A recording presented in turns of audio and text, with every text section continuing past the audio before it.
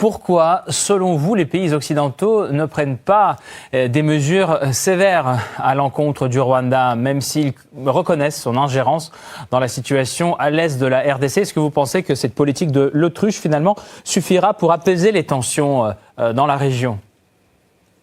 Apaiser les tensions, certainement pas, parce qu'on sait que les pays d'Afrique de l'Est ont pris tous position en faveur de la RDC et de l'arrêt du soutien du Rwanda en faveur du groupe du mouvement du 23 mars, donc le M23. Par contre, l'Europe, en fait, essaye de voir comment sortir ses épingles du jeu parce que justement la République démocratique du Congo est un très grand pays d'Afrique avec une grande population et surtout des ressources minières de taille internationale. C'est quand même le plus grand producteur de cobalt au monde, les plus grandes réserves de cobalt au monde. C'est également des réserves très importantes d'autres minerais et de métaux comme l'or, comme le lithium, comme d'autres minerais et métaux.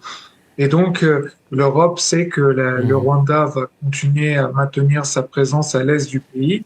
Et dans cet est du pays, il y a des villes qui ont une grande importance d'un point de vue minier, notamment, par exemple, les villes qui ont été prises donc ces dernières semaines, comme Lombichi, qui est donc dans le territoire de Kalehe, au sud Kivu, et qui a été donc prise il y a quelques jours. Mais il y a également des villes importantes, stratégiques, comme Sake, Weremana et Minova, qui ont été prises donc également ces dernières semaines, dans la continuité d'ailleurs avec les conquêtes l'année dernière de Kanyabanga et en 2022 de Bunagana.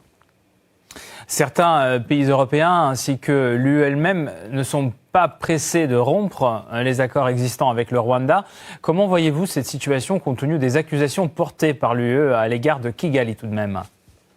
Mais justement, c'est parce qu'aujourd'hui, ce qui compte, ce sont les métaux. Et donc, qui possède ces métaux, qui détient les territoires, qui contrôle ces métaux. Et donc, ils savent que le Rwanda va maintenir sa présence à l'est du pays, en tout cas pour le moment, parce il a cette puissance militaire pour contrôler l'est de la RDC. Et donc, l'Europe ne veut pas se mettre à mal avec le Rwanda et avoir une perte d'accès sur ces minerais et ces métaux. Vous voyez, par exemple, Donald Trump veut le Groenland, veut le Canada. Il y a la question de la RDC. Ce sont partout, on le voit, des guerres maintenant, non plus seulement pour le pétrole et le gaz, mais aujourd'hui de plus en plus pour les minerais, les métaux, les terres rares, le cobalt et toutes sortes de métaux stratégiques. Monsieur Fayad, historiquement, la France a des relations plus étroites avec la RDC et le Royaume-Uni qu'avec le Rwanda. Et ce conflit pourrait-il compliquer les relations entre Paris et Londres, par exemple? Disons que la France a quand même de plus en plus de difficultés en Afrique et notamment avec la RDC. On sait qu'il y a eu énormément de problèmes entre les deux présidents, le président Tshisekedi et le président Macron, lors d'une conférence de presse qui est restée mémorable où Emmanuel Macron a voulu donner une leçon au président Tshisekedi qui a réagi de manière assez forte et qui avait été applaudi un peu partout en Afrique.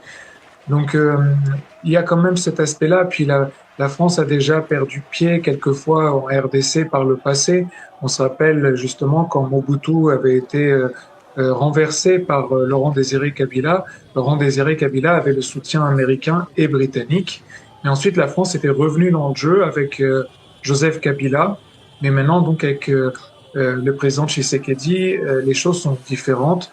On sait que le président Tshisekedi est extrêmement proche, notamment d'Israël, puisque c'est Israël qui fournit énormément l'aspect sécuritaire en RDC, notamment pour la sécurité même du président de la République, mais également dans le fait de se défendre face au M23, qui lui a donc le soutien du Rwanda, et on dit par ailleurs le soutien également discret, mais sûr du Qatar.